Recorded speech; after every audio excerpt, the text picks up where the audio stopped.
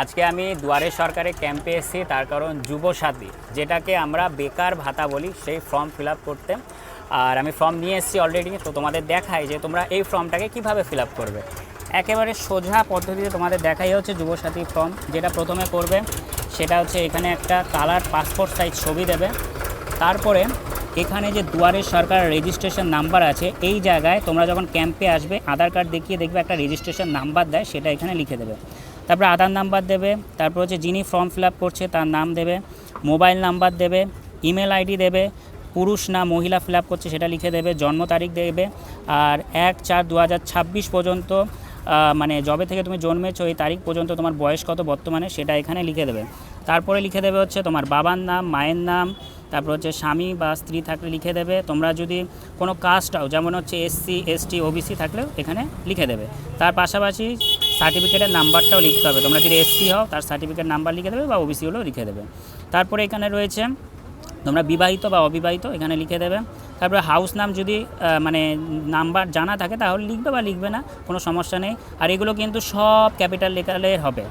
আর এ হচ্ছে ভিলেজের নাম লিখে দেবে, পোস্ট অফিস লিখে দেবে, ওয়ার্ডের নাম লিখে দেবে, ব্লক মিউনিসিপ্যালিটি লিখে দেবে, পুলিশ স্টেশন, এগুলো তো বেসিক ডিটেলস দিতেই হবে, ডিস্ট্রিক্ট, পিনকোড, স্টেট।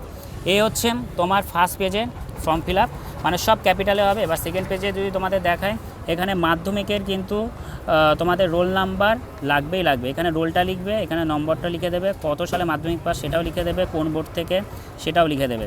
এখানে লিখেছে হচ্ছে শিক্ষাগত যোগ্যতা, তুমি এখন বর্তমানে বলতে পারো কতদূর পর্যন্ত পড়াশোনা করেছো, তাই এখানে সেটা লিখে দেবে।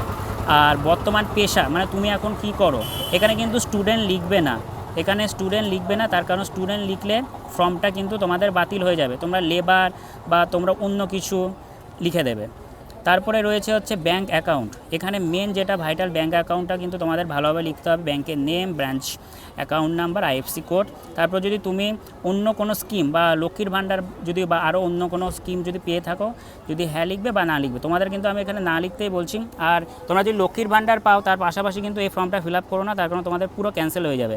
আর তোমরা মাধ্যমিকের সার্টিফিকেট, তারপর হচ্ছে ওদিকে অ্যাডমিট কার্ড, আধার কার্ড, ভোটার কার্ড, SC যদি সার্টিফিকেট থাকে সেটা দেবে।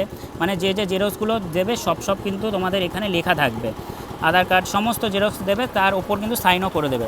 লাস্টে হচ্ছে তোমার রেজিস্ট্রেশন নাম্বার লিখবে, যেটা দুয়ারে সরকার থেকে দিয়েছিল, তোমার ফোন নাম্বার, আধার কার্ড নাম্বার লিখে দেবে, ঠিক আছে। আর এই জায়গাটা তোমার সিগনেচার করো না, তার কারণ এই জায়গাটা সিগনেচার করবে হচ্ছে যারা ওইখানে থাকবে, যারা অফিসার তারা। তো এই হচ্ছে তোমার বলতে পারো যুবসাথী বা বেকার ভাতা ফর্ম ফিল আপ। মানে খুব সহজ পদ্ধতিতে আমি তোমাদের দেখিয়ে দিলাম।